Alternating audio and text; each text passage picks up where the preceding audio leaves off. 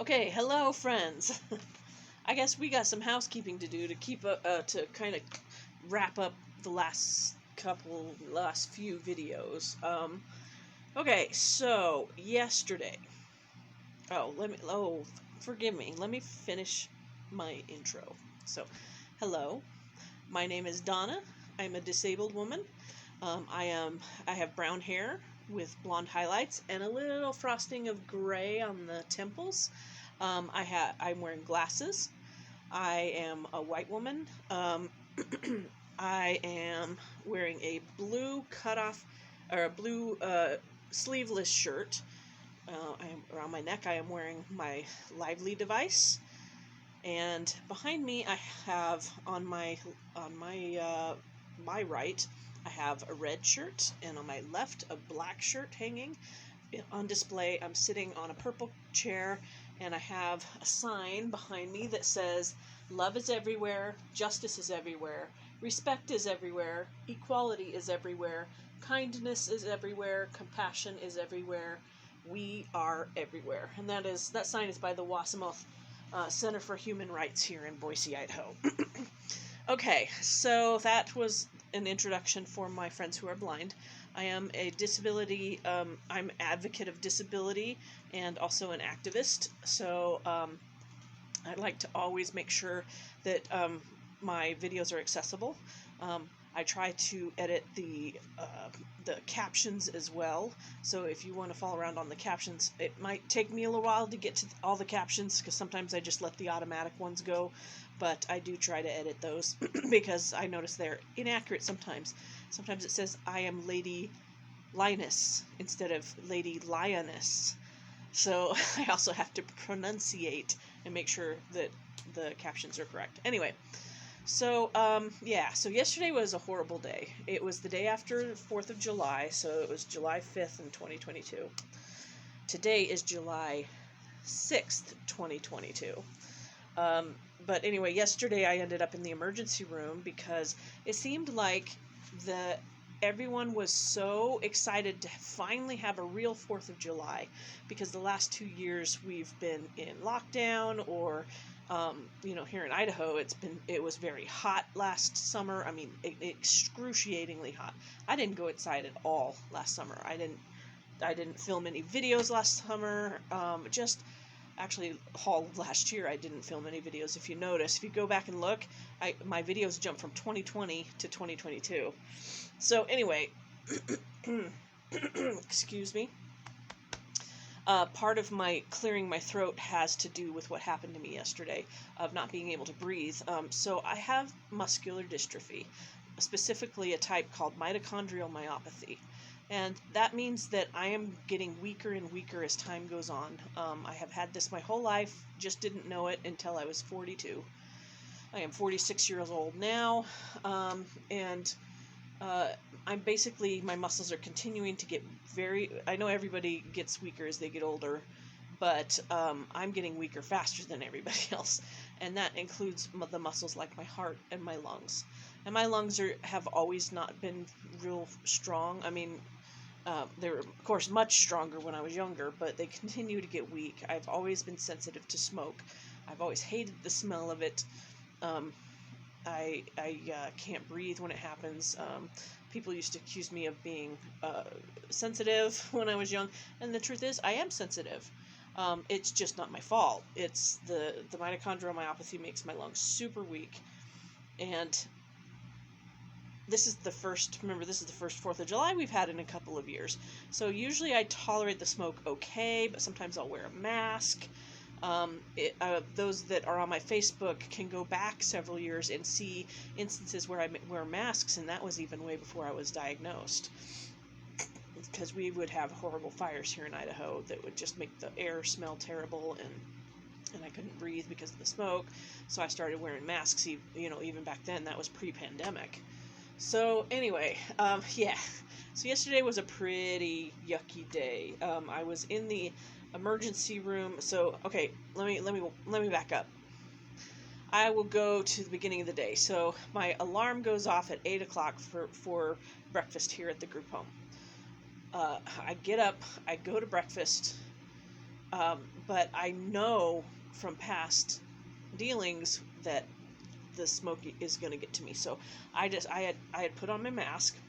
I decided I was going to go grab my breakfast and come back to my room because I have my air purifier in here, and that keeps my air pretty nice here in my room. So I ran out, grabbed my breakfast, came back. By the time I came back, just in that quick amount of time, I started coughing and choking on the air outside. So at first I just come back in the room, and the air purifier has, of course, cleaned my room. So I took deep breaths and tried to clear that out, and I'm coughing just like that. Excuse me. I apologize for this.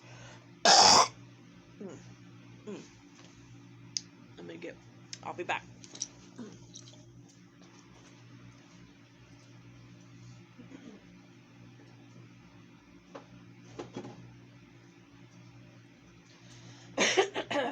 Okay, I apologize for that.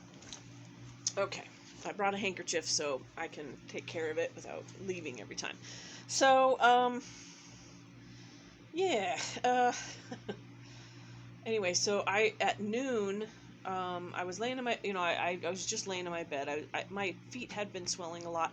Plus, I didn't have an electric wheelchair because my wheelchair had been broken. If you go back to past videos, I think we talked about that. Did we talk about that? I'll have to go back and review my videos. I thought we talked about how my wheelchair broke. But anyway, so my wheelchair has been broken for more than a week, and I couldn't do anything for the 4th, even though I called Norco to come and replace my chair. They were supposed to give me a replacement chair before the holiday. Well, they didn't show up, so I called the next day, and they said, "Oh, we're sorry, something happened with our replacement chair, and we couldn't get it to you, and someone just forgot to call you." And so I was like, whatever. So I didn't have it for the entire holiday weekend. Managed to get around okay. Not great, but okay, because my friend had lent me his walker, so I used that to get around. It meant I was walking though, so it hurt the muscles in my legs. And then so finally they were supposed to bring one yesterday, and nobody showed up. And to be honest, it was probably a good thing, because by noon I was pressing my lively button for help and told the lady to send me an ambulance. The EMTs came, and there were like 5 EMTs. My room's small. I think I've shown you a tour of my room. It's small, and I had 5 EMTs in here, plus me, and that's like the most people I've ever had in my room. It felt like a party, and we were laughing. They were laughing and joking with me. They were really great. The EMTs around here, I really like them. This isn't the first time. 2 of them were women, so I loved that. The head one was a woman. That was awesome. And it was the EMTs from the fire department. I think I think they had been here before when we had a gas leak, because I think I recognized one of the women, the one that was in charge. Anyway, so, excuse me. Anyway, so,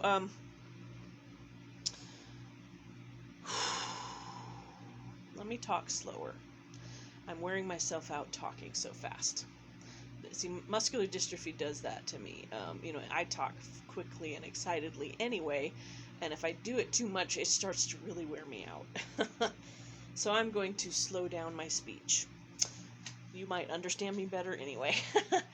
So anyway, the EMTs come at about noon and talk to me, ask me questions, and together we decide I need to go to the hospital. So they load me up in the ambulance, and I get to the ER, and because it was the day after holiday, they say that, everybody there told me that every day, or every time a holiday hits, it's busy the next day. So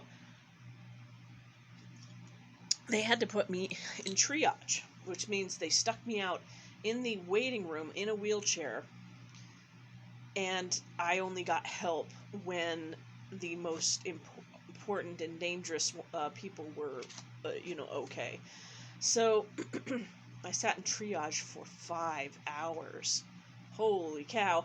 And of course, occasionally someone would come and check on me and take me to run a test and then put me back out in triage out in the waiting room. But I mean, I did get help. It just wasn't in a timely manner. It was 2.5 hours before the first person came to draw my blood.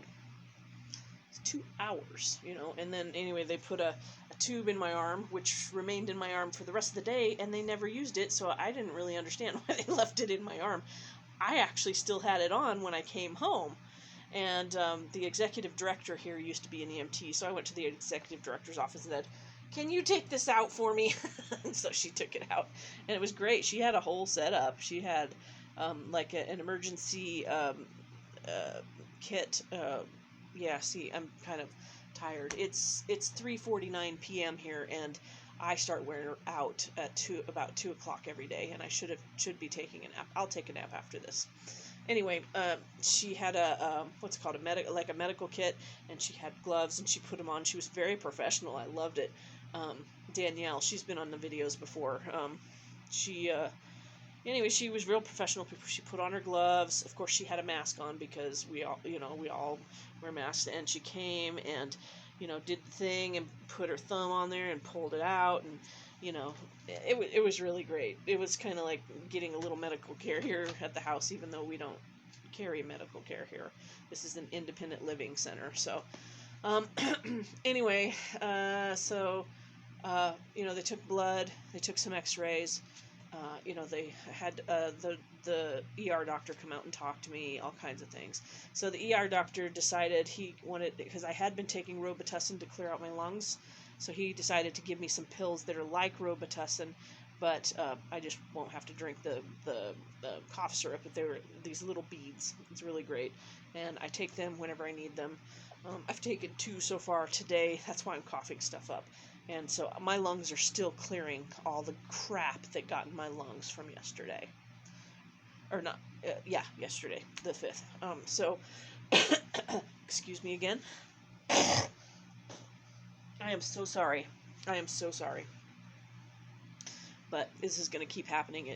It would wear me out to be getting up and down and up and down and up and down, so I'm sorry. But anyway, so yeah. Got that done, and it was 5 hours before they finished up, gave me my prescription, and sent me home. And of course, because I came in the ambulance, I had to call an Uber. That wasn't a big deal. The Uber driver was great. His name was Javier, and he was great. I gave him a good tip for coming to pick me up. And he was really kind and respectful, and I told him I usually chat, but I don't really feel like talking. I'm exhausted. He's like, I understand. And he's studying to be a doctor, so that was really amazing. He had a really nice car. It's clear that he already has the doctor mindset. He was very young. He looks like a college student, but looked very professional with his, in what he was wearing.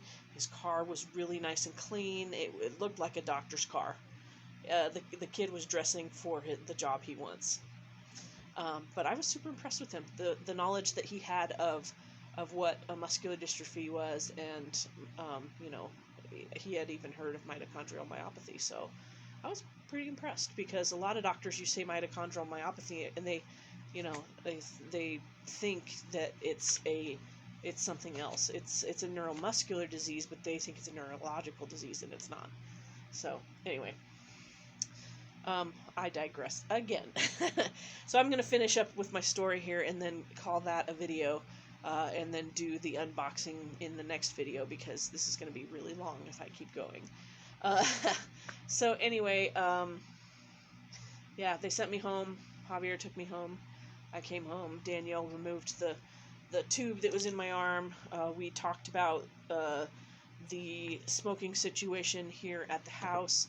She had a solution and was going to execute it today, and she did, which was a map that shows where people can smoke and where they can't. And part of the problem is I have to be able to have clean air where I go. I have to have a smoke-free environment. So she basically told everyone, you can smoke in these areas, you cannot smoke in these areas. So I think that was a good solution. So anyway, I'm going to finish up now. I think I'm going to take a nap and then later on do the haul video, because I'm kind of sleepy and it was kind of rough getting through this video. So, anyway, I love you all. For those of you who are my friends, mwah. And I got lots more to talk about, but this is kind of finishing up what happened with the ER yesterday, and I am okay.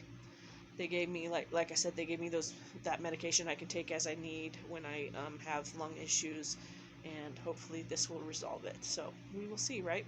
If you go back and look at my past videos, you can hear me coughing, and that is from smokers being around. This, it's kind of really hard to avoid the smokers because they're everywhere. So, excuse me once again. So anyway, I think you noticed that I use a handkerchief. I decided that using a handkerchief cuts back on having to buy Kleenex. This is the old-fashioned way before Kleenex was invented. This is how they did it. People carried around a Kleenex. You see those movies where the woman throws the scarf, and then the gentleman comes and picks it up and hands it back to her. So women had their lacy handkerchiefs, and men. My dad, who was born in 1930, he carried a handkerchief, and he had just a white. It was just a plain white handkerchief. He always had it in his pocket, and he'd always offer it to us if we needed to blow our nose or anything.